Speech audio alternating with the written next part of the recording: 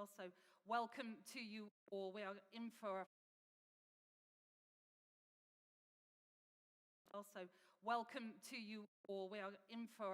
appreciate you being here. I'm Natalie Sawyer. I am a lifelong Brentford fan, so I will understand a lot of the questions that you'll have today. Now, before we get started, just a bit of housekeeping. As you can imagine, if you don't already know, toilets are situated just around the corner there. And of course, we aren't expecting a fire. If the fire alarm does go off, please make it which are either behind us here or down there, and you can make your way down the stairs. And of course, that needs help, we will help you with that as well. Now, tonight couldn't have happened without you submitting questions. We are grateful to you for doing that, and we'll get us through as many questions as we can, and we're going to open the floor as well to you all at different times throughout this evening, and hopefully at the end as well. So if we haven't got to any of your questions, we'll get to that later on. That is enough of an introduction, I think, because we need to get started. But we need a panel to do that. So let's welcome up the head coach, Thomas Frank, CEO, John Varney, Director of Football, Phil Giles. This one. However, oh, no, I'll go here, you go there. Sorry, perfect.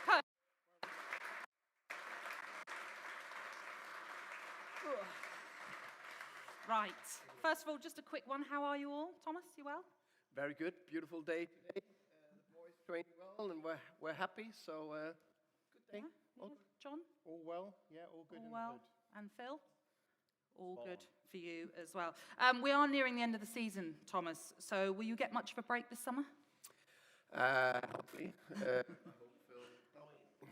In a way, I'd like you to disturb me a little, just 3 times, and then sign off the 3 players, then that's done.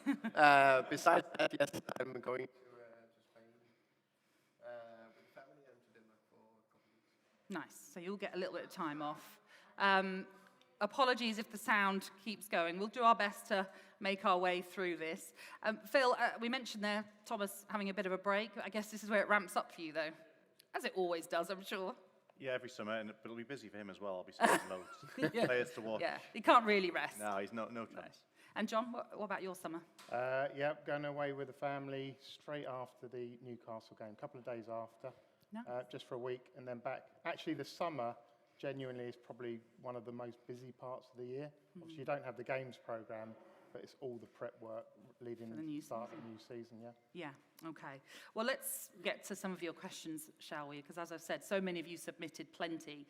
And the most pressing topic, first of all, is the subject of injuries, which has plagued the team this season. Let me get to this first one. Thomas, maybe you want to answer this one. Barry Mell, Donald Ferguson, people that asked a similar question. This is Donald's question. Clearly, the biggest aspect of our season was survival, despite the horrendous injury issues. Has the club learned anything from the number of injuries received, or is it being treated simply as bad luck? I think we always learn. No matter if we have a season where we only had a few injuries. I remember clearly the first season where we had a few hamstring injuries. We reviewed it, got on top of it, and I think this season we are one of the clubs with the fewest soft tissue injuries or muscle injuries, which is a huge plus, and I think that's a testament that we actually do quite a few things right.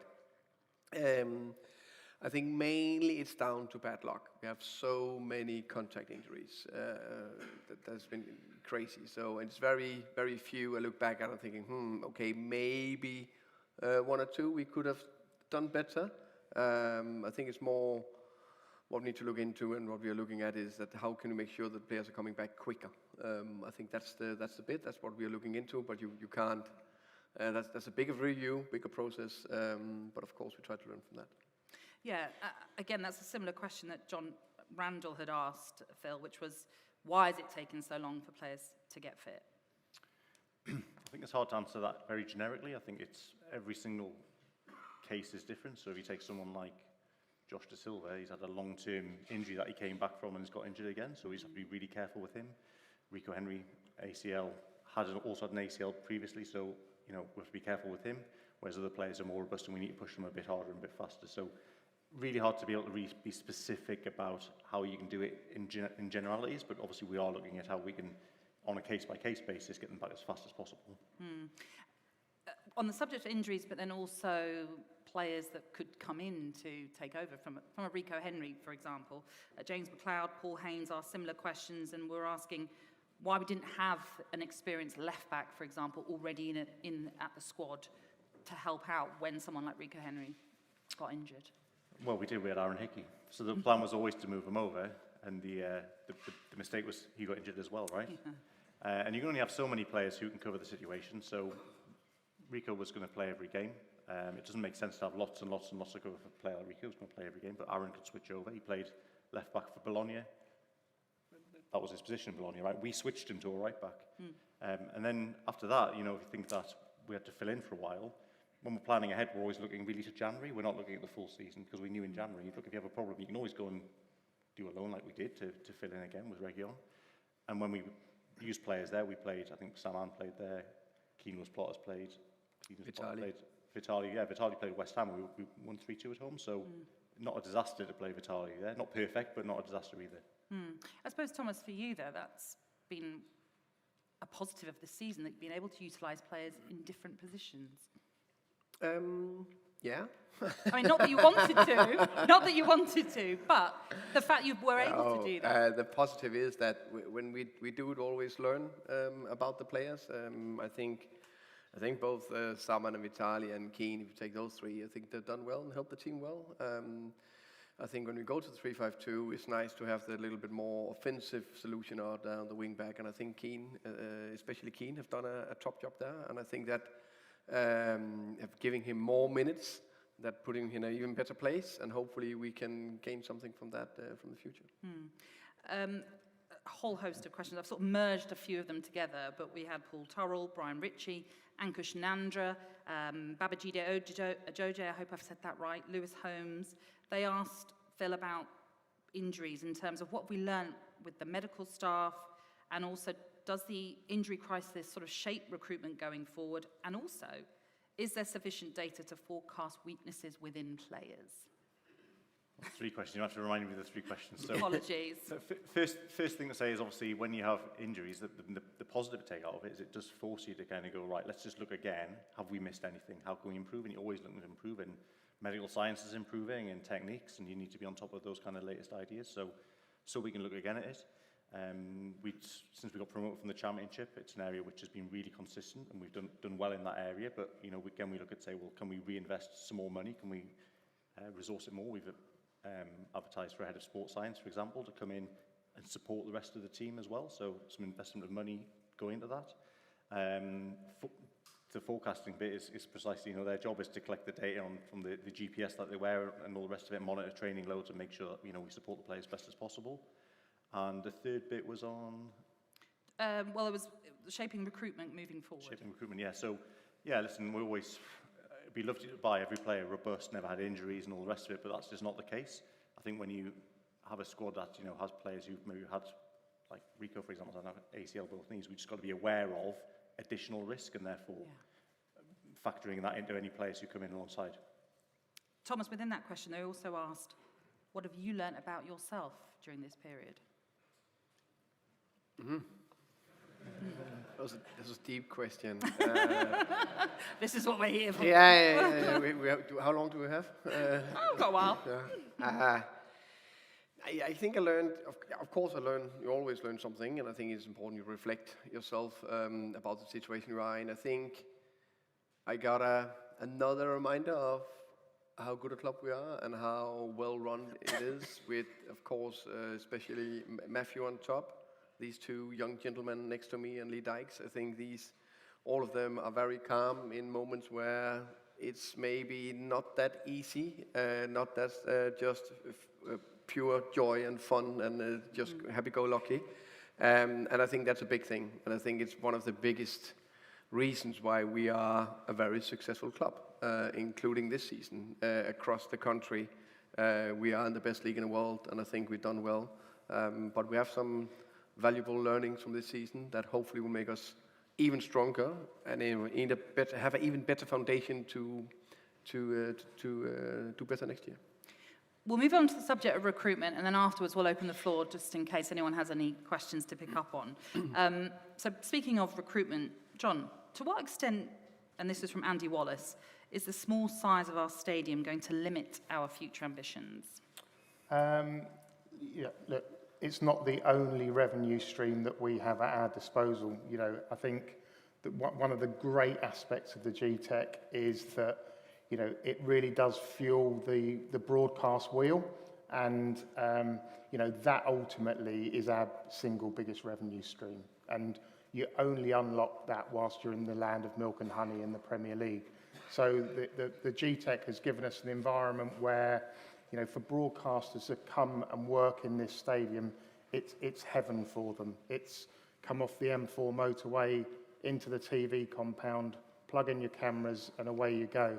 So, you know, I think if you look at the amount of times we've been picked for television this season, based on our league position, we're over-indexing, and that's a good thing, because the more TV games that we get, that's going to drive our whole commercial wheel in terms of sponsorship, increasing our fan base so that we can grow as a football club.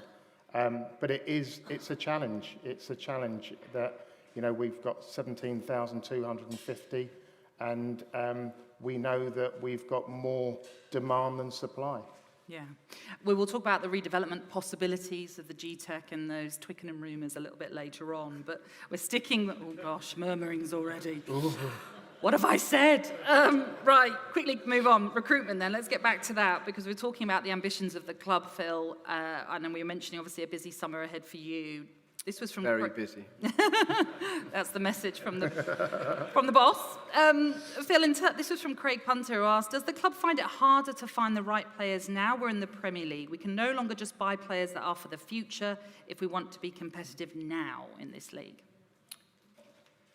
Well, it is harder by definition, because the better you get, the fewer players can improve the team. So instantly improving the team becomes very difficult and pretty expensive, because those players aren't top secret, right? You can come in and do it immediately. So the answer is kind of yes. It does get harder to find those players, but there's always opportunities there to bring in a Yeho Yarmouk, for example, who was a good investment, who's coming into the team now. So there are other opportunities out there. It's potentially easier when you're in the Championship to invest the time. When you're finishing 9th, 10th, 11th in the Championship every year, you can give the time to the players and make mistakes and develop them and grow them and sell them on. We don't need to do that so much now. But we still have to try and be aware of giving Yeho more game time, or Nathan Collin. I mean, Nathan's only just in 23, right? So still a young centre-back, but we invested a lot of time into him this season, and he'll get better and better. Obviously, Thomas, you want Phil to be busy this summer. This is from Gary Wooden, Dexter James, asking similar questions. What areas of the team do you think need improving? Phil? No. I think... Of course, we're joking a little bit here. I think, again, a big strength of ours is, of course, the recruitment. And mainly, we're finding a lot of good players. That's one thing. But it's the decision when we go for a player. And that's always made clearly with, of course, the coaching staff, but especially me, Phil, Lee, and Matt. And I think that's a big part of it. And we are more or less always aligned. If not, then we have good discussions about it. I think what we have done fantastic is that we already ahead of the curve. You know, we already signed Igor Thiago as a striker, which I think is fantastic. So I think we are in a good place. Of course, we'll look at all the areas of the pitch where we'd like to strengthen a bit. That could be in midfield. That could be in the defense. Of course, I think the big thing we talk about is that maybe we've been too unlucky or have too many injuries defensively, and I think that's the reason why we conceded too many goals compared to 2 other seasons in the Premier League. Obviously now going into our 4th season, you look at other clubs, and a lot of people are asking about the South American market, how Brighton have been utilising that in particular. Sam Dorrington, Karen Webb asking that question, and also asking about the effects of Brexit and how that alters everything for the club now. So, Phil, with regards to Brexit and South America, are we exploring that market, and also how has that affected things? I wouldn't say we're massive in South America. It's not like we have a team of scouts who are looking to do that. I think when Brexit happened, a lot of clubs thought, right, we'll proactively go after South American players. My view on that is often to do the opposite. So whatever everyone else is doing, go the other way, because, you know, it's going to be a fight for those players. But that doesn't mean we won't sign players from South America. we're open to all areas. So we've taken Jisoo Kim from South Korea this year. We took a player from Tashkent in Uzbekistan this year. We've taken Benjamin Frederick from Nigeria this year, who we've signed permanently now. So lots and lots of places we've looked. So there's no one market where we'll focus or not. And Brexit, has that altered that? Yeah, I mean, it's impacted all clubs, right? It's made, it's effectively meant that they've brought in this kind of GBE system of points where players have to achieve a certain number of points, where you used to be able to get players from Europe as many as you like. And that's changed the landscape. I think the biggest thing it's changed is in terms of B team and academy side of things, because we used to be able to go and get players from 16 and up from Europe. Now we can't get anyone under 18. So that in itself necessitates one of the reasons why we open the academy is because we need to grow our own players again, because you've Mads Røslev and Mads Beck Sorensen and the younger players from overseas now, not possible. Speaking of the B team, there was a question from Nick Fry, who mentioned Mads Røslev, Yarmaluk as well, having appearances in the senior team, but was worried that there aren't enough players coming through, Thomas, from the B team. What do you say to that? I say first and foremost, it's not. If you go through all the Premier League clubs, I think it's difficult to just produce two, as we have had that playing quite regularly in the first team in the best league in the world. That's very, very, very difficult. I think we have a few more. Michael Ole Kippe got a few minutes, more than a few minutes actually, in the beginning, first part of the season. Ellery Balcom played his first match for us in the Carabao Cup, and we had a few very successful loan spells, Paris Magoma, Ryan Trevitt, Miles Part-Harris, Finn Stevens. So I think, and not all of them, but a few of them came through the B team. So I think we are in a good place there. We, of course, always want to do better and develop more players. We'll open the floor in just a moment, but one question I wanted to get to was from Robert Groves, and I sort of paraphrase this one for you, Phil, talking about pursuing targets for too long. Have we learned any lessons from that, in the sense of going for a player for too long that maybe financially is out of our means or actually hasn't wanted to come? And are we just going for players that make it obvious they want to come? I don't think we go for them for too long. I think we go for just the right amount of time until they sign for someone else, because while they're still available, what you're supposed to do is just say, well, we're not going to sign them, we give up. Yeah. I think what's different now, I mean, I'm aware of players that have been linked with us. What's different now is just more high profile. So there's been times in the past when we've gone for a player for a long, long, long time, not signed them, but nobody knew about it. And some of those players signed maybe the next window. So Ollie Watkins was signed, we tried to sign him a year before, right? So you've always got to stay in there, because if they don't move, you put yourself in a position for the future. But it's just more public now, right? So that's the difference, I think, not the actual strategy. Okay. Now, as I say, there's lots of other subjects we're going to get through. So I don't know if anyone has any questions on injuries, recruitment that we haven't raised. There's a gentleman over here. Someone's coming with a mic. If you just wait one moment, it's coming your way. Here we go.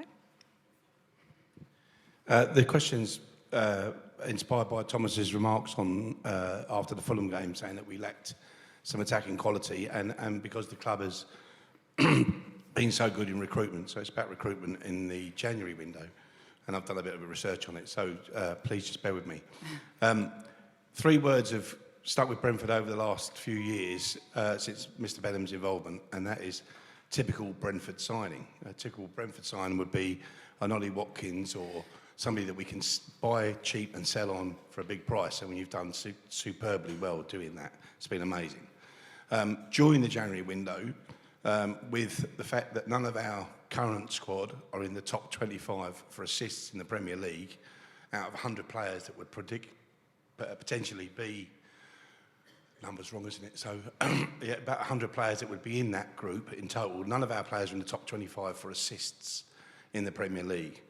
And we were kind of linked with a player who is very much like an Ollie Watkins. And Ollie Watkins is top of the assists in the Premier League for this season. We were linked with Morgan Whittaker of Plymouth, who is 19 goals and 8 assists for this season. And I just wondered why we didn't see him as a typical Brentford signing. Okay, thank you.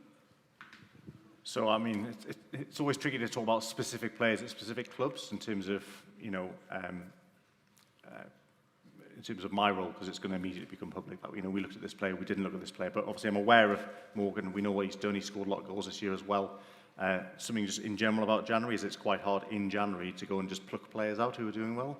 Plymouth finished in one place outside the relegation zone this season, so maybe not so in that case. Not that we tried to buy him, but maybe not so keen to sell him themselves in January. But just a point on assists in general. I'm not a big. I don't look too much at assists in general. I look at overall our performance in terms of, let's start with expected goals, for example. I think if you look at that metric, we're probably 9th or 10th in the Premier League this year. So maybe the players didn't have the assist metrics, but overall the quality of chances that we've created that haven't gone in has been very, very good. So, yeah, so not to talk too much about that specific case, but in general, I think our offensive play this year has been potentially, if anything, slightly better than last year. And our metrics have us somewhere around 9th or 10th in the Premier League still. I think we've been quite unlucky. Even allowing for injuries, we've been quite unlucky not to be higher up in the table overall. Thomas, did you want to pick? Yeah, just to add on that, I think it's a very good question in general. I think that, just like Phil mentioned there, I think we've been quite good offensively.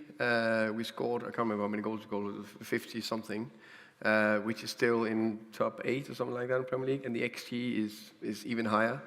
So of course we want more with the good creative abilities, and maybe a little bit of that is that last year I think Matty was up there. I don't know if it was top 25. Ivan, Brian, and all 3 players. None of them played consistently 35 games or something like that. So I think that's a little bit part of it. But even without Ivan for more than 6 months, Brian, one of our best players, our second best offensive player for 3 or 4 months, we still manage to score goals that are in the top 10 ranking, which I think is hugely impressive with the squad we have. Of course, we always want to do better, always want to improve. Any other questions? Oh, gosh. Oh. The player that we're getting in on the 1st of July, is he the instant replacement for Ivan Toney, and is he going in the summer? This is about Igor Thiago. I like that. I mean, that was direct. You went for it. Fair play to you. You know, I asked about Igor Thiago is the one to go straight into the team, and then you can talk about Ivan Toney. Okay? Phil. You do the easy bit, Thomas. Phil didn't. I'm the good cop, Phil's the bad cop, okay? Yeah, Igor Thiago, we're very impressed with him. Hopefully he is the next in line of top scorers we created in the recent years. First Neil Maupay, then Ollie Watkins, then Ivan Toney. So it'll be fantastic to have the next one in line. I think that'll be hugely impressive. Just a little side note on that, getting Neil Maupay back, which I think has still been a big plus for us. Hasn't scored a goal in 1.5 years, coming here to our club, the way of playing, the way we do it, bang, 6 Premier League goals, 8 in total, 4 assists, hugely impressive. So there is something we do well. But I have big expectations to Igor Thiago. That said, he's coming from the Belgian league. He needs to settle in and all that, so that can take time. I hope he hits the ground running. And I actually think also we have got in especially Wissa, a striker that is very good as a number 9 as well, also, offensive player. And then over to you about Ivan Toney. Yes. Yeah. Can you say anything, Phil? Well, yeah, he's got a year to go in the summer, so we all know that. First thing he's got to do is finish the season strongly, hopefully get in the England squad. Maybe he goes and scores some goals at the Euros, which would be fantastic. In terms of selling him, I can't do anything about selling him unless a club wants to buy him. So I'm going to sit here and wait all summer, and if a club wants to try and buy him, they'll make a phone call and then we'll see. There are some advantages to keeping him, though. As Thomas said, Igor will take a little bit of time to adapt. You know, is he going to go straight in and replace Ivan and improve the team immediately? It's quite hard. But I think, you know, there's certain advantages to keep Ivan. Even if you ran his contract out, there'll be certain advantages to that. So, you know, I'm sure you wouldn't complain about having them both around for next season. But, yeah, I can't say anything too much about that. You know, no one's tried to buy him, so who knows? Let's see if anyone else has any other questions. Just a couple more on the injuries and recruitment, because there's so much for us to get through. And I promise we'll do our best to leave you some time at the end if we have missed anything. But yes, there's a gentleman at the back there. Hi. I believe we're a club who have lost the most points from winning positions this season. I hate to say it, around about 26 points or something. From a tactical point of view, when we go ahead, do you always feel we should defend it and put everyone behind the ball as much as possible? Or do you see more benefits in going for the jugular, attacking and scoring more goals? I mean, like against Manchester United, I think we had 31 shots, which was incredible. But then against Fulham, we had about 8 shots. Maybe that says more about Man United's problems. I don't know. But from a tactical point of view, I'm interested to know what you think, what our approach is when we go 1-0 up. Because I always feel, let's attack them, let's get another 2 and finish them off. But what do I know? I know nothing. Well, let's ask the head coach. No, very good question. I think either or, if you want to attack or defend well, we did it badly, very badly. So clearly this season, 26 points, you say. That's a lot. Plus 35. How many are you? 35 now? That's 61. That's close to Europe, huh? Yeah. Oh, yeah, we would have been round top 4. Yeah, top 4? No.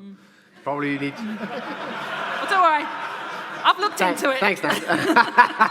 We'll try to improve it next year. So, now, jokes aside, a couple of things. Until we faced Newcastle last year, that was the 4th or 5th last game of the season, almost 2 years in the Premier League, every single time we got in front, maybe we dropped points, but we didn't lose. We either got a draw or won, which is unbelievable record from for a club of our size. I would say I would prefer us to keep attacking. That's the mindset. That's what we prefer to do. Sometimes maybe it could be in the back of the player's mind or whatever that you want to take the lead a little bit. I don't know exactly why. Actually, I can't really explain why we've dropped that many points this season. I think it's a little bit strange because I think normally we are defending very well, not to score the goal, or we could of course scored the second one. So. Yeah, I don't know what to say. We haven't done anything differently compared to the 2 other seasons, to be fair. It's one of those questions we're thinking, what is the answer to this? But we would love to attack and score the second one. That's the aim. Did you have a question? Do you want the microphone? Can we have a mic just right down here at the front? Sorry. Just so for everyone watching online can hear it as well. Thank you. So obviously we were talking about Igor Thiago earlier, and obviously we spent quite a bit of money on him. Is obviously apart from goals, is there any kind of other aspects that made you think he's the man we want to sign? Me? I think he looked really good in many aspects. Of course, he scored a lot of goals in the best league in Belgium. I like his area abilities in both boxes. I think he's fantastic in the box when he's attacking crosses. I think he got the physical presence we want. He's a good pressing player. He's good running in behind. Decent at the link-up play. I think he got all the abilities we want, and now it's just to adjust it to the pace of the Premier League. I think he got everything we need and want, and now it's just for him to, how can you say, fit and get ticking. As I say, we'll have time at the end, so if we haven't got to you, we may have time at the end for your questions, but we've got to bring John in because there's a lot of questions on. No, you carry on. No, John. Absolutely. You're here as well. We have to talk about the potential sale of part of the club or of the club, which was announced or certainly was put out there in the media. How is that going? Lee Towersey, Jerome Day have been asking that about the potential changes as well, and that might bring to Brentford. Yeah, I think I've been on record before to say that in the 5 years that I've been here, and certainly in the last 3 years, we've probably had an approach every couple of months from potential investors interested in, investing in Brentford Football Club. And we've had some loose conversations over the years, but you only have to look at the amount of investors that have come into the Premier League, and that you look at the shape of our club at the moment, and quite frankly, compared with some of our competitors who have got super bazookas and cannons from a financial perspective, we're carrying a water pistol. And they still manage to fuck it up, huh? Yeah, of course. But I'm not sure they lose so many points from leading. Some of them do. I know they're not that good on FFP. Correct. So, it's right that we look at investment opportunity. I think over the course of conversations, the one great thing, and to give everyone some real comfort, is everyone that's looked at Brentford says how well Brentford Football Club is run. It is a football club without any fires burning. And, that is largely down to Matthew, and Matthew's committed to staying involved in the football club. So, absolutely nothing's concluded. Conversations are in their infancy, but, it's only right and proper that we explore it in the right way. Does that then, Phil, just picking up on what John said there about outwardly a lot of people saying Brentford is run well, does that make recruitment in some ways easier because people know that they're coming to a club that is well run? It's certainly something we try and sell them. Players when they come, that it's stable and that's a good environment to be in. And players like to ask other players about what it's like. And I encourage that. I say, well, if you know player X from the national team, speak to them, because we know they'll get a good reference. So that it certainly is helpful. And just going back onto potential sale, John, Stephen Creech asked this question was, what steps can or will be put in place to try and protect the brilliant work and the legacy of the current leadership team and owner and prevent potential issues arising, which we've seen happen at other clubs? Yeah, hopefully I gave people a little bit of comfort and addressed that when I said, Matthew's committed, he wants to stay involved in the football club, and Matthew's been the catalyst for really everything that we've achieved. So in a sense, nothing hopefully will change too drastically. No, we just, it's clear that, every signing that we've made in recent months and years has been a record signing. And Phil and Lee and Matthew, if they have more money available, they will spend it on players. I said earlier that, at our core, we totally get the fact that, being in the Premier League unlocks every other opportunity. And therefore, we're very, very football focused on making sure that we maintain that Premier League status. And obviously getting outside investment is all about increasing the money that can be used within the club, whether it's for recruitment. Tom Foy asked the question about raising season ticket prices and why that's happened. He asked, did we really need to raise prices, and what will that money raised be spent on? Yeah, you left me alone for a little bit. And now I'm coming for you now, John. Don't you worry. Listen, I'll let you settle in. Listen, I'm sure there's not one person in this room that likes it when any prices are increased. I totally get that. But genuinely, we believe that our affordable football mantra is still protected. To give it some context, a Category B season ticket at Brentford, which is 60% of the season tickets, has gone up by £2.40 a game. And we've also put some mitigating factors in around making sure that, if you list your ticket 7 days before, you're going to get a guaranteed rebate on that match that you're going to miss. We've put in place direct debits for over a 12-month period now to spread that affordability cost over the 12-month period. So, I get it. No one likes a price increase. But, when we put our head on our pillow, do we believe that it's fair and reasonable? We do. And just speaking of the financial changes in football, Phil, that we have seen this season with regards to salary caps, this was a question asked by both Kevin Boxall and Chris Reed. They asked, do you think the recent vote by Premier League clubs with regards to salary caps will benefit Brentford? No, I don't think it'll make a lot of difference. I think there's still the changes still need to be, I think, agreed and ratified probably at the board level. Yeah. So the change is going to be, I think, from the current regulations to more of a squad cost ratio mechanism, but then an anchoring mechanism where no club can spend more than, I think, 5 times the lowest revenue of the lowest club. So that's 500 million, right? So we probably won't get the 500 million of spending, I don't think. So for us, I don't think it'll make a lot of difference. Okay. No, I think, you know, genuinely, I see it more as a handbrake than a salary cap. You know, it will stop spending running away. You know, and actually, you know, a lot's been said about profit and sustainability, and, you know, currently under the rules and the regulations, you're allowed to lose £105 million over that 3-year period. You know, we have, as a football club, made, in the 3 years we're in the Premier League, a 30 million profit, a 9 million profit, and we'll lose some money this year. So our profit and sustainability headroom is absolutely enormous, you know, and, you know, again, that is why kind of if we can invest more in our players now, it's a good time to do that. But genuinely, you know, my dream would have been that if you had profit and sustainability headroom, of which we have masses, we'd love to be able to trade that to other clubs. And if we could, we'd probably be in for Mbappe this summer, wouldn't we?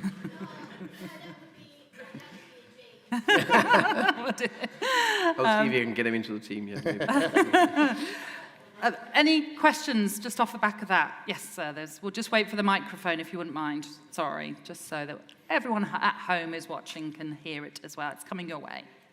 Sorry.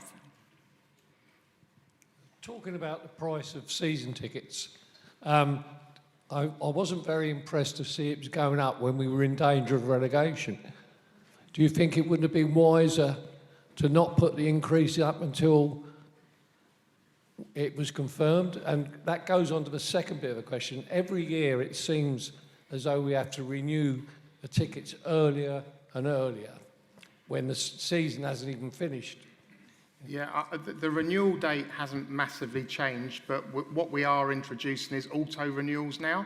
So you don't have to go through the whole process of renewing this time next year. So hopefully that answers part of your question.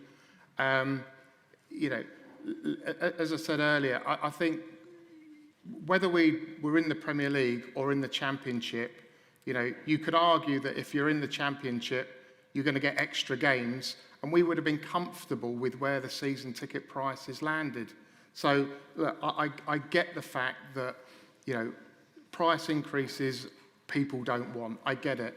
But I also look at the fact that, you know, if you look at us as a football club, I said we made 30, we made 9, we'll lose money this year. But in the last 3 years, we've sunk over £40 million into Jersey Road, into our training facilities, you know, and so we have to keep pulling as many levers as we possibly can to generate that money.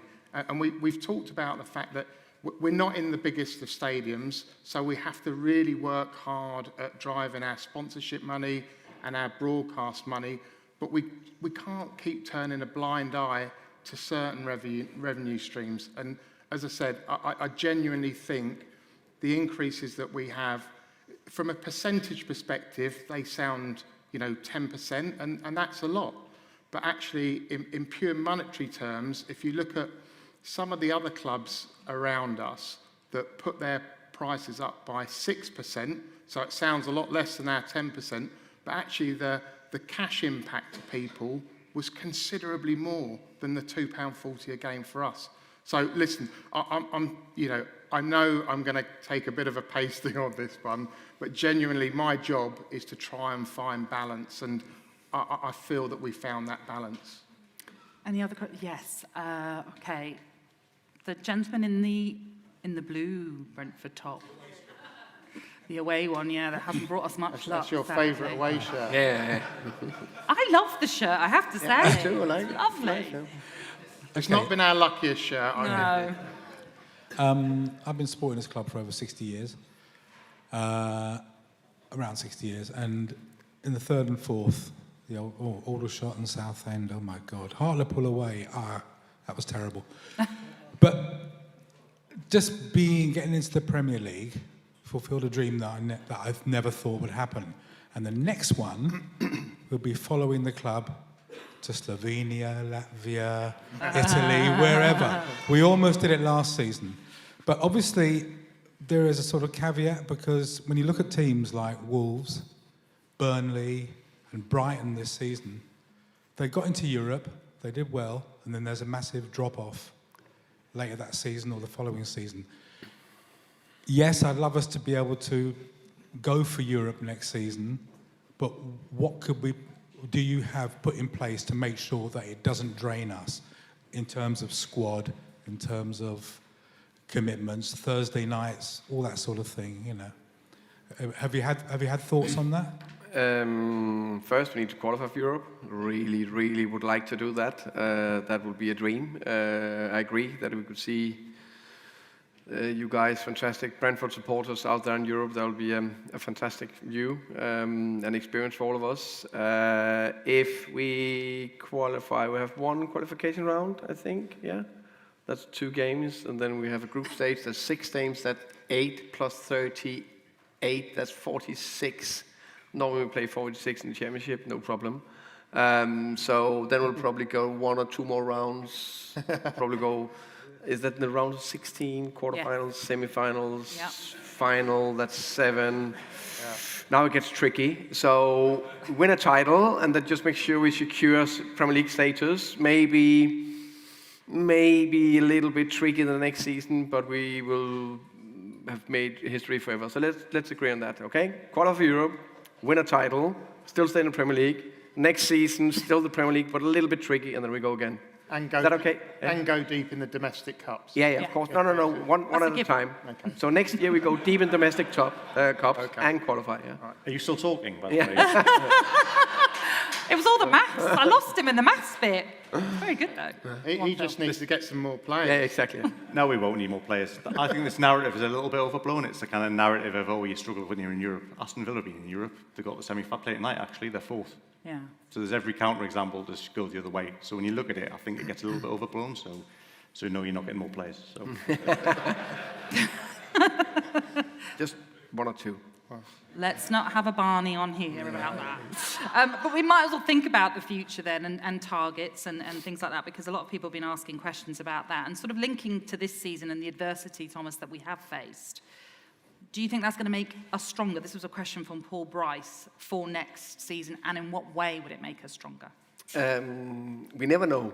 I have a good belief that it will make us stronger. I think we have a good foundation going into next season. From what we learned of this season, also in terms of, even with all the injuries, as Phil's mentioned, there's a lot of stats, expected goals tables, and all the stats we get from Matthew that shows that we actually perform quite well still. So that's good. We need that consistency in the performance going forward, and hopefully we have less injuries next year. We still have had a few players, I would say, that has improved this season. Over time. I think there's, for example, Nathan Collins, Christopher Ayer. I think Wizard taking a step up. I think Keenan Potter's taking a step up. Mark Flecken, after tried to adjust to a league and then taking a step up. I think all those players. I think Michael Damsgaard is showing some bits now, and hopefully Aaron and Rico. Brian can hit the ground running going into next season, and then the stable one in Ethan, Christian, Mattia, and so on. Vitali, I think, taking a step up. So I think there's a lot of positive still. Hopefully we can bring that into the next season. I know Ralph Collins asked a question where he said, in the past we have seen clubs promoted to the Premier League establish themselves in the short to medium term, but then after about 5 to 6 seasons they all seem to hit a wall and are relegated. Sometimes they recover and return, sometimes they don't. But even when they do, the cycle eventually seems to repeat itself. So Phil, what can we learn from those clubs that have gone through that? Well, over a 5, 6, 7 year period, you lose players, right? They get older and retire, or they're out of contract, or we can't renew the contracts. or you sell them. So the key for me is just keep on buying good players and developing players and keep the quality high. It's not really, for me, a big secret. That's what we've got to do. We've got to have good players, otherwise, yeah, it doesn't matter what you do if the players aren't good enough, we're not going to succeed. So I think that's the crucial thing. Have you already set a goal for next season, Thomas? Mark Friend, James, Nigel Williams, Malcolm Costello have sort of asked that question. Start winning the first match and end as high as possible. Simple as that. Simple as that. Shall we get to talk of the GTEC and potential redevelopment, John? Yep. Jay Stanford Martin, Rod Wood, Gerard Sweeney, Suraj Shah, and many more. And this one from Adam Riley asked the question, as we become a more established Premier League side, are there plans to increase the capacity of the GTEC? As I said a little bit earlier, we believe the GTEC is the right size stadium for us at this moment in time. You know, it's small but perfectly formed. It doesn't drive the big revenues that some of our competitors in the Premier League have. But, you know, the can of worms of looking at increasing capacity here or new stadiums elsewhere, you know, is just way off the mark. You know, we have got a good future here at the GTEC. As I said, what this stadium enables us to do is really pull those levers around broadcast, and that then fuels that sponsorship cycle of revenue as well. You know, and also, you know, one of the things that I'm immensely proud of is our match day experience here. You know, for the first 2 years that we were in the Premier League, we were the #1 match day experience. Independent survey done by the Premier League, and we came first in the first 2 years. We actually came second this year. And we came second to Luton, who were obviously top. And it's clear that everyone at Luton's was having a ball. But the thing that I'm really proud of is the fact that our scoring was higher than our first 2 years. Yeah. So we're improving that, and that's massively down to our fans in the stadium. And you can't underestimate how important that match day experience is for pulling additional broadcast games. Broadcasters want to come to packed stadiums with great atmosphere, you know, and quality facilities, and this stadium has that in abundance. I know you sort of said there that rumours of moving away isn't quite in the plans, but yeah, we'll come to that in just a moment. But just to pick up on the match day experience, lots of questions came in with regards to away fans in home stands. So, for example, yeah, Zach Barlow, Steve Davies, Matthew Carter, Nick Parsons asked these questions, and just asking what the club are doing to stop that. I can absolutely categorically say that we hate it as much as our fans hate it. You know, but the reality is we have a small stadium with a massive over-demand and an undersupply. We have one of the smallest away ends in the Premier League. And there are certain football clubs' fans get where water can't. And the reality is when you've got kind of that demand and the undersupply, you will have black market. There will be ticket touts. But I can guarantee that what we do is the week leading into a game, right, we're monitoring various third-party websites. We've got a budget to go and buy tickets from third-party websites, which we regularly do. We then look at those tickets and we block them. And then on a match day, we have stewards, we have facial recognition, we have teams of people that are pulling people out of the stadium. And then post-match, we will do more analysis with the CCTVs to find out where we've got away fans in home areas. It is a lengthy process. It's hard. When people want to break the rules, they can break the rules. You know, but to give it some real context, over the Liverpool, Man United, Sheffield United, Brighton games, we've banned over 300 members, which are clearly touts and bots that are buying memberships to create volume for third-party websites. It is a nightmare. It's hard.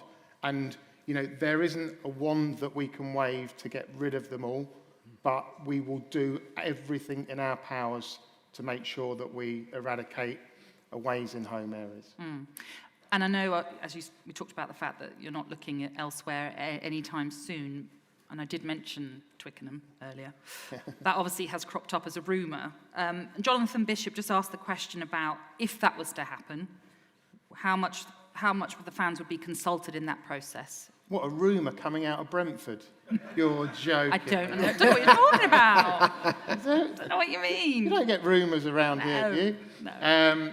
Let me say first and foremost, you know, we've got a great relationship with Twickenham. You know, we share the same caterers, we share a lot of the same stewards, and we're in regular contact with them. Yeah, they're 3.5 miles down the road from us. But, you know, there are no plans and there are no live discussions with Twickenham about taking games there. What I will say is Harlequins have got a 14,000-seater stadium, and once and sometimes twice a year, they take a game to Twickenham, and they get 82,000 people there. And you know, you know, this club, and again, it goes back to the balancing act. You know, we want to keep its DNA, we want to keep its authenticity, but we have to keep growing because he needs to keep spending money. And yes, so you know, my job is to look at all of those opportunities, but I can categorically say there are no live discussions at the moment. Okay. With regards to then, like non-match day revenue that you can perhaps utilise the stadium for, Sean Cable and Michael Smith both asked the questions with the fact there's no London Irish now playing here. What more can be done to utilise the stadium on those non-Brentford match days? And also, could you possibly see, John, the women's team playing all their home games here in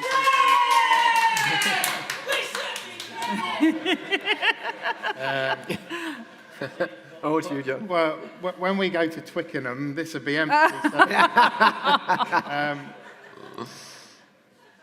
What are we doing about... We're working really hard at non-match day revenue here.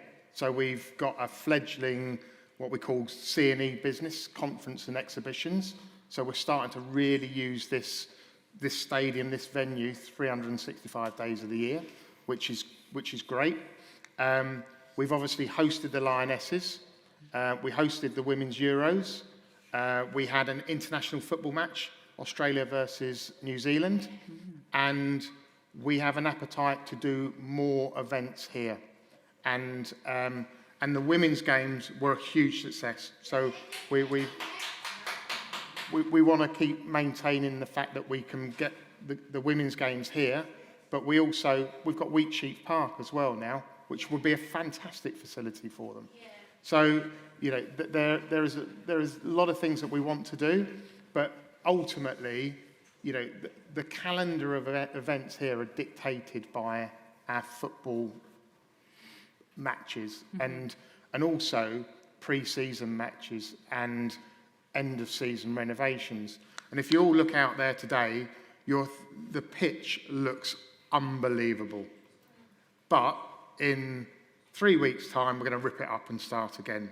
So, you know, every year you have to take it right back to the dirt, reseed it, and let it grow. So trying to get more events in here is difficult.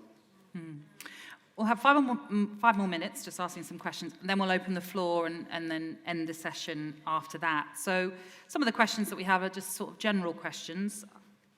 Thomas, I'll come to you first of all. Nigel Miller, Anna Rustad, both asked similar questions of what would be your best success story and your proudest moment this season? And it's a question for you all, so why don't we start with you, Thomas?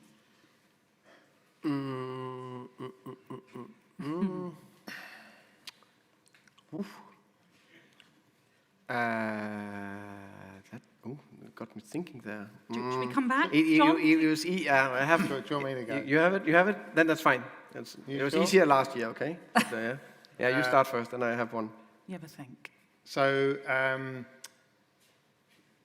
one of the proud moments was on pre-season tour in the US.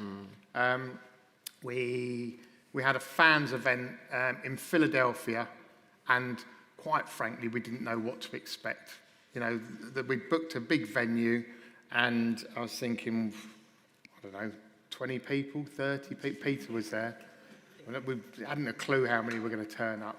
And we walked through the door, and there must have been 300-400 people in there, all with their Brentford shirts, flags, cheering, waving, singing our songs. And I thought, wow, you know, little old Brentford have arrived. And so that was a really proud moment. And I think the best achievement, and it's going to sound quite dull, but genuinely is the breakneck speed that the whole organisation worked to get Wheatsheaf Park up and running.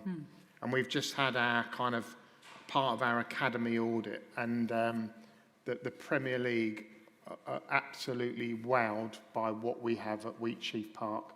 You know, because it's a fantastic venue for our under-18s, our B team, and our women's team to play.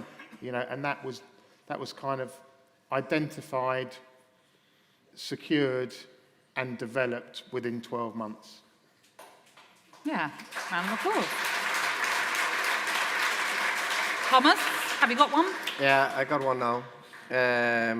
Just a side comment or extra comment for the US trip. I think it's amazing also that we went over there. I was not too positive about it in the beginning. I had something else planned, but John explained why it's so important for the marketing and business and blah, blah, blah, blah. But anyway, so I listened to John. Where was the football in this positive plan? No, but the thing I'm proud of is that I said, okay, then it need to be perfect, because we were in doubt of the time difference, the heat, everything.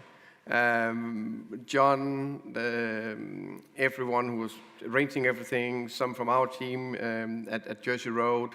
Then we went over there 3 or 4 times, did an unbelievable preparation, and then we presented to the Premier League what we expected from them, and they were basically shocked because our standards and quality and demands were so high. So that just made me, okay, there's a reason why we are punching above our weight constantly and still outperforming so many of the biggest clubs in England. That's because of the way we plan things and do things. So actually, that was probably also one of my proud moments. And then, of course, always nice to beat Fulham away, 3-0. So that was a good one.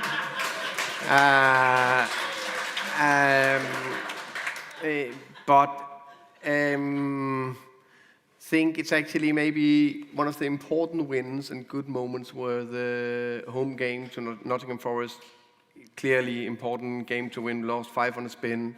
Ivan's game back, and the way, it's credit to him, but also everyone around us and the staff, hit the ground running, scored a goal. Neil scored a goal, Neil Mopay coming back. So I think that was a nice moment for me, knowing both players and the importance of the game, of course.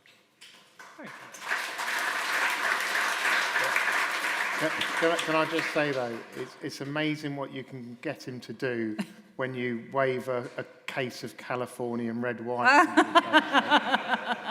It was good, thank you. Did you get a case of Californian red wine, Phil? No. Just Thomas? No. What about your proudest and best success story, if you like? Well, that'll be the success story for this tomato, Yeah. the red wine. So I'm going to build a little bit on what you said. There's some bits that people don't see, and that's this year being the academy side of things. So we were category 4 this year. So for those of you who don't know, there's 4 categories in academy football. Category 1, the big clubs are category 1 academy. We were category 4, which is the bottom category. We've put a hell of a lot of work and time and effort into both developing the staff, building out our staff, brought a new academy director in from Man City.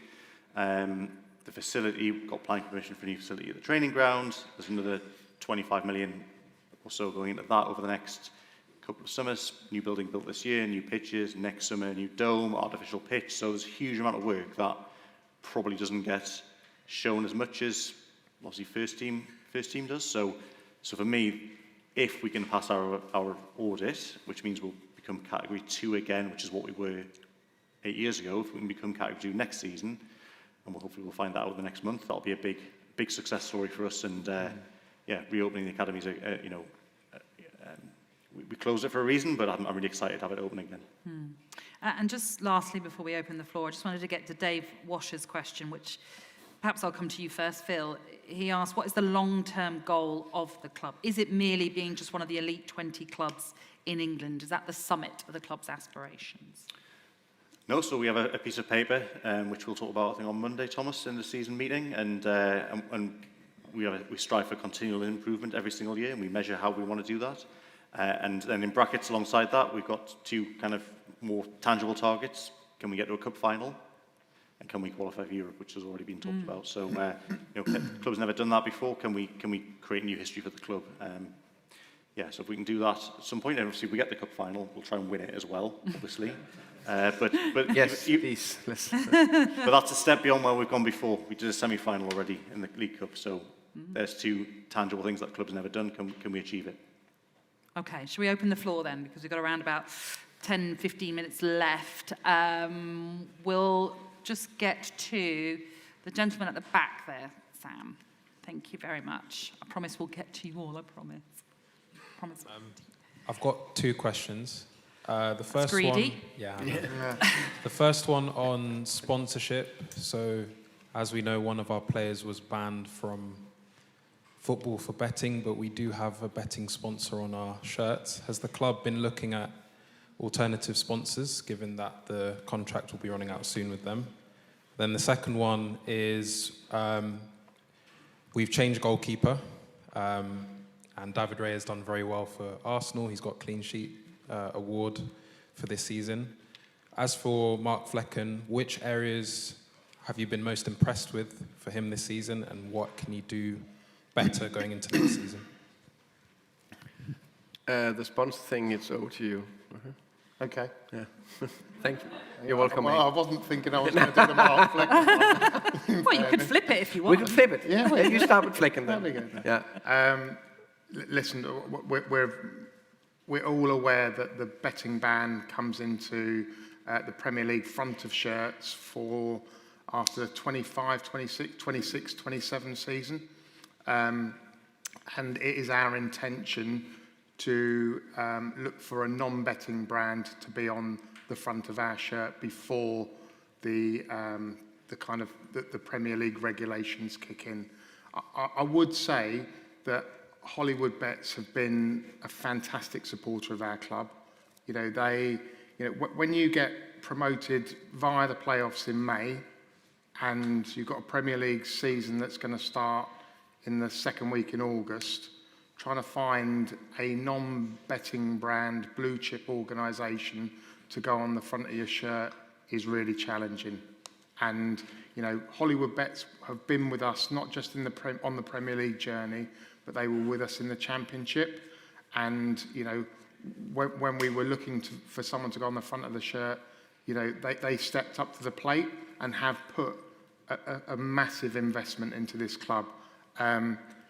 So we appreciate the market's changing. We are actively looking for non-betting, but I would like us to come away a year before other Premier League clubs, and I know that there are other Premier League clubs doing the complete and opposite strategy, which is locking and loading with betting on the front of the shirt through to the end of the betting shirt, the kind of before the ban arrives. Mark Flecken. Mark Flecken. First and foremost, I think it's fantastic to see the way David is doing at Arsenal. I think it's and I think it's for all of us to remember when a player leaves us. Hopefully, it's after a good period of time here where they've done well for us and given us so many good experiences and magic moments. And then, if they can go to a bigger stage and perform, I think we all should be proud. I think Mark has showed, I think that actually the second part of the season, the level we knew he had. We also was very aware of two things. One, when you're stepping into the Premier League, it's just different compared to any other league, and they can take a little bit of time. I think Mark is a very good keeper, but David done so well for us, so of course there will still be a little bit comparison there, naturally. I think his distribution is unbelievable, Mark. I think it's actually among the best in the league, in my opinion. And I think he's proven that more and more is very, very rare. He makes a mistake there, and he is very brave. And I think actually his shot stopping is very good. For example, the best example I think is the Haaland save he did home in the 1v1 situation. A fantastic game there as well. So I think it's small bits he can improve. I think he's done fine in the box, going for crosses. And I think that's been better and better. And I think it's in general, I think Mark have done well, but I think Manu, our goalkeeping coach, have done a top job getting Mark to be, for me, now among the 10 best, in my opinion, in the league. That's not bad. Any other questions? Gosh, there's a whole host. I did spot, I will do my best, but I did spot the lady here in the stripe top, blue striped top. Thank you. Thank you. This is a question for Thomas. I'm a million miles away from a football tactician. I'm just a mere spectator.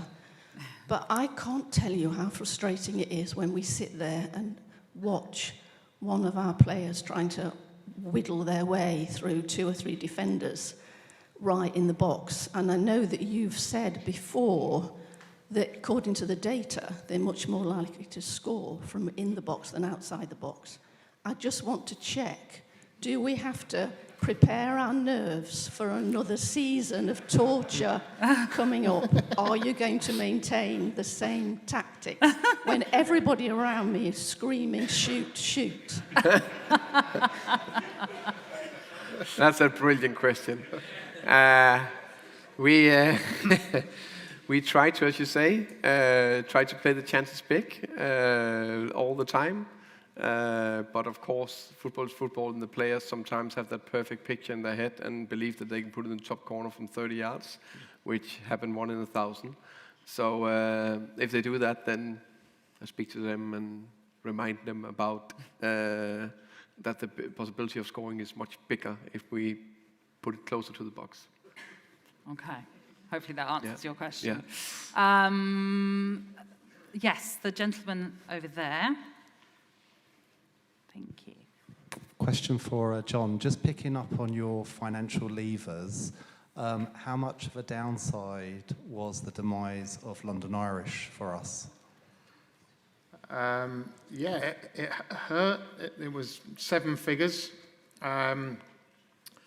But it also has opened up some other opportunities. You know, we wouldn't have been able to host the international football match that we had here with Australia and New Zealand. So, you know, one door closes, another one opens. You know, the thing that I'd kind of want to go on the record and say, they were great partners. And I genuinely feel for the fans and staff of that rugby club. You know, it's desperately sad to see any sports organisation go under, you know, and especially a club with such a rich history and heritage. So, but yeah, it hurt.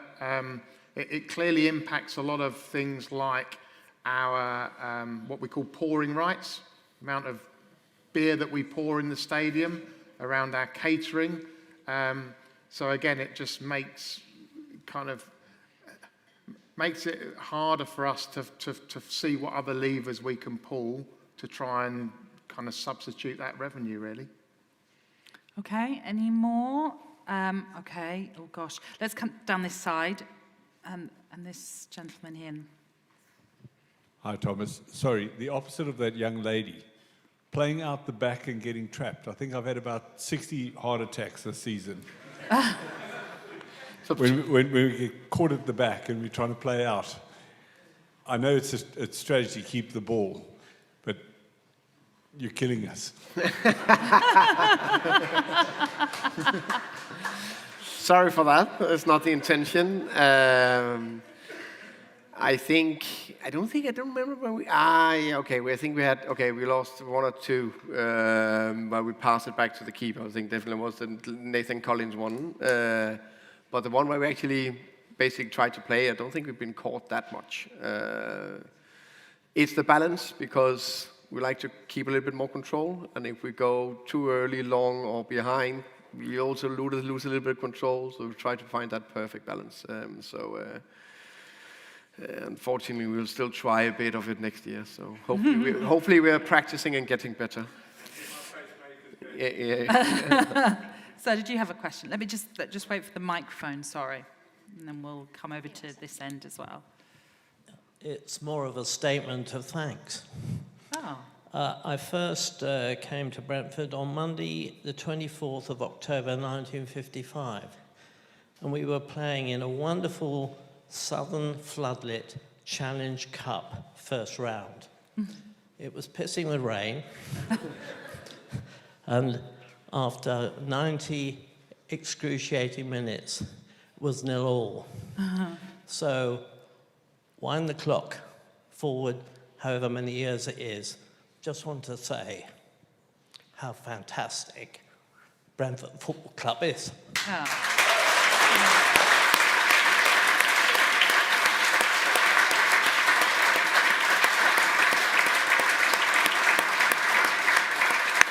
See, that was lovely, and if I'd known that was what you were going to say, we'd have finished with that, but we still have a couple more minutes because we're obviously going live right now.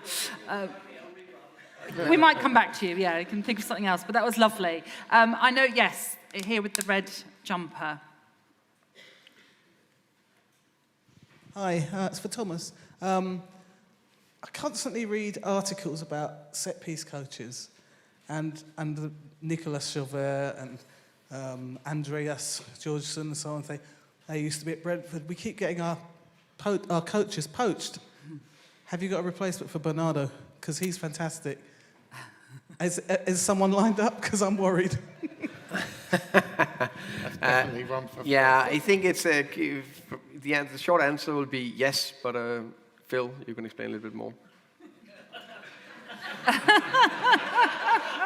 He's got away. Might do. No, we advertised for a new set-piece coach a few weeks ago. I said the last day is last Monday, so that was the end of the EFL Championship season, to give existing coaches time to get applications in. I was reviewing them just this morning. I would just say one thing for that.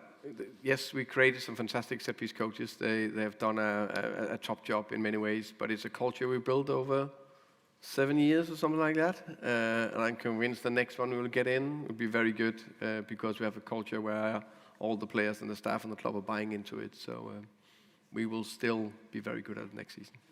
Okay. Say again? Moving the phone.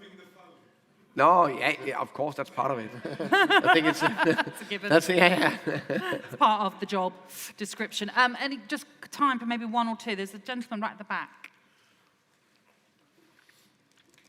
Hi, this question is for Thomas as well. Sorry, we've had a few tonight. There's a gentleman over there who asked a bit about Flecken. I was a bit curious to know a bit more about Damsgaard and sort of any of the development that he's shown over the years. I know he's been injured, but he's obviously a big investment and looks to be a great player when he's in form. I was just curious if you could share any more about how he's getting on and how the development that he's shown so far and potential for the future. Yeah, no doubt. Hopefully it'll be a good investment. I think to give a little context, when we bought him, he's just been out for a year, and every player is out for a year. Sometimes it takes a year to get just up to the pace. Not that he couldn't perform, but it definitely took a little bit longer. So I think in last year in the spring, I think we saw some decent performance for him, especially I think the home game where we beat Fulham 3-2. This season, hopefully he had to take a jump. Unfortunately, got hit by a knee injury and was out for 3 months. That made him a minor setback. And then because we were struggling a little bit in the league with the injuries and he was not on top of his game, maybe it took a little bit too long for the stupid head coach to get him into the lineup. But I think it's clearly that he is progressing, and I think the last 4 or 5 games he started I think we start to see what he's capable of, and hopefully we can continue that. Just one more, I think. One more question. Anyone? Down here at the front. Hi, Thomas. Just got one quick question. How do you feel about who's your favourite goal of the season? Who's your favourite for goal of the season? The favorite goal of the season? Yeah. That must be Johan Wisser. And what about for the Brentford women? I need a little bit of help there, I think.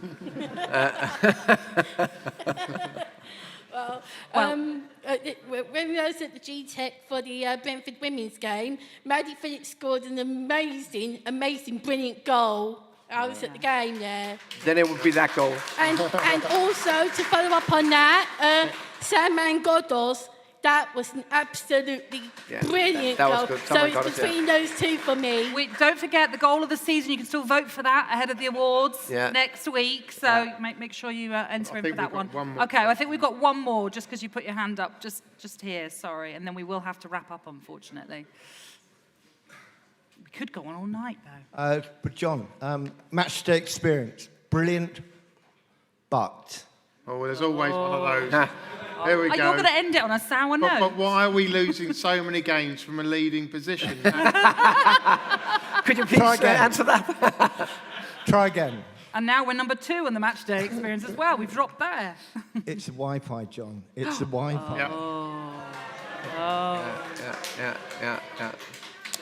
Yeah. Listen, it goes back to we only have so much money, right? And where do we put that money that makes a difference for us and keeps us competitive, right? And the reality is, to put Wi-Fi in is over £1 million, and it is over £1 million to put it into this stadium. And you know, we've got to balance where we put that investment. And you know, like we talked earlier today about season ticket prices, you know, there will come a time where hopefully we can encourage a sponsor to make that investment. But at the moment, when we're spending £40-odd million at Jersey Road on a redevelopment, Phil's wants to get more players in, you know, it's tough. Where do we spend it? And I get it. Listen, I get frustrated that you can't get a signal at times. But genuinely, it's just, I think if we got £1 million to spend, we can spend it somewhere that's going to make a bigger impact in the club. That is it. I'm afraid we've run out of time. I do apologise. Thank you to all of you being here. I appreciate we've got through a lot this evening. I'm sure there are many more questions that you could have asked that we didn't get to us, so I do apologise for that. But I hope you nonetheless have enjoyed your evening. And sir, that was very stirring. I wish we'd ended with that, because it would have been lovely. Yeah, Player of the Season awards, maybe, end of season awards, that's what we need you for. As I say, we appreciate your support. We appreciate everyone tuning in live as well. Let's show our appreciation to our wonderful panel, Phil Giles, John Barney, and Thomas Frank as well.